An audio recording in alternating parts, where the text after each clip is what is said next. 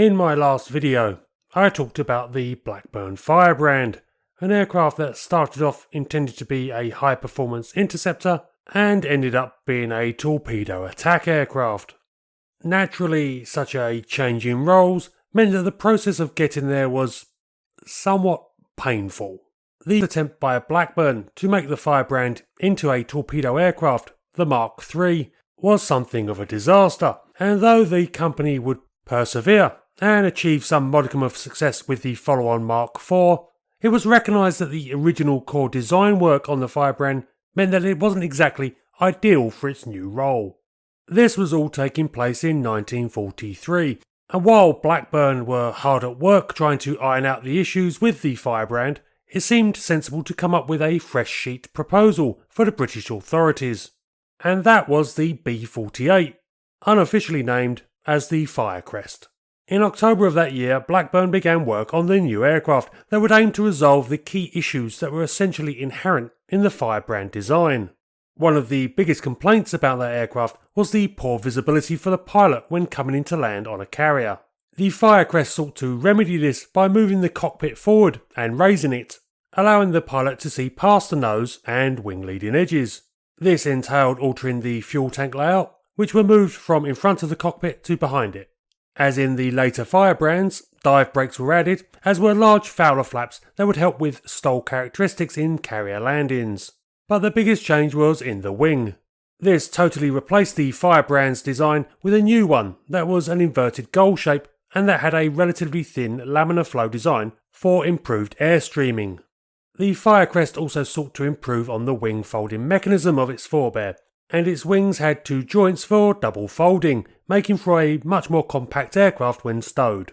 The new wing offered some weight saving over that of the Firebrand, and though the Firecrest retained the same structural build design as its forebear, with a tubular steel frame forward of the cockpit and a stressed skinned semi-monocoque behind, other measures were taken to both simplify and lighten the aircraft in comparison to the Firebrand. This meant that even though it carried more fuel, the Firecrest still weighed more than 400 kilograms less than the Firebrand at gross weight without payload. To counteract the torque that the Centaurus radial gave to the aircraft, a factor that had led to considerable issues and redesigns in the Firebrand, it was hoped to fit the Firecrest with the Centaurus 77 that had counter-rotating propellers. Interested in the possibility of a future replacement for the Firebrand, the British Air Ministry issued a specification to Blackburn based on their proposal in early 1944, along with an order for 2 prototypes. This was followed by an order for a third aircraft in April 1945, but things were progressing slowly. Blackburn had enough on just getting the Firebrand working properly, and that aircraft wouldn't actually get into service until September 1945, literally just in time for the surrender of Japan. Obviously, the impetus for a new naval attack aircraft was essentially non-existent now, what with no more war and the Firebrand just now coming into service, and funding for development was slashed. The first thing to go was the Centaurus 77, and so the Firecrest had to be redesigned for the more conventional Centaurus 57 and then the 59, which produced 2,475 horsepower. As this was not a counter-rotating design, the torque issue now had to be addressed, and the Firecrest needed to be fitted with a larger tail and stabiliser. All of this meant that it wouldn't be until the 1st of April 1947 that the prototype made its first flight. Performance was notionally better than the Firebrand, with the aircraft demonstrating a top speed of 380 miles per hour. But this was in an aircraft that didn't carry any of the weapons or equipment that a service aircraft would, which would have impacted performance. Indeed, though the Firecrest had shackles for carrying a torpedo, as well as mounting points on the wings for 2 500-pound bombs or rockets, it didn't carry the heavy cannon armament of its predecessor, instead being wired for, but not with, attachment points for 2 50 caliber machine guns that would have been carried externally on the wing. And despite the improvements intended to remedy the faults of the Firebrand, unfortunately the Firecrest doesn't seem to have been a very good aircraft to fly. Famed test pilot Eric Brown, who, as said in my previous video, was famously critical of the Firebrand, wrote that the Firecrest actually handled worse than its predecessor. Even worse, strength testing conducted by the Ministry of Supply indicated that they did not think the aircraft strong enough for carrier service anyway. On top of all this, the Firecrest, with its radial engine, was now looking rather old hat. 3.5 months before the Firecrest prototype flew, Westland flew their proposed replacement for the Firebrand in the torpedo and attack carrier aircraft role, the Wyvern. This seemed a more promising prospect with its more powerful Eagle engine, and ultimately would go on to replace the Firebrand, though it also had its share of development problems. But probably more significantly was that the Royal Navy was really throwing itself into putting jets onto aircraft carriers. The aforementioned Eric Brown had managed to both land and take off a Vampire jet from an aircraft carrier in December 1945, and this had largely set the path as far as the Royal Navy were concerned.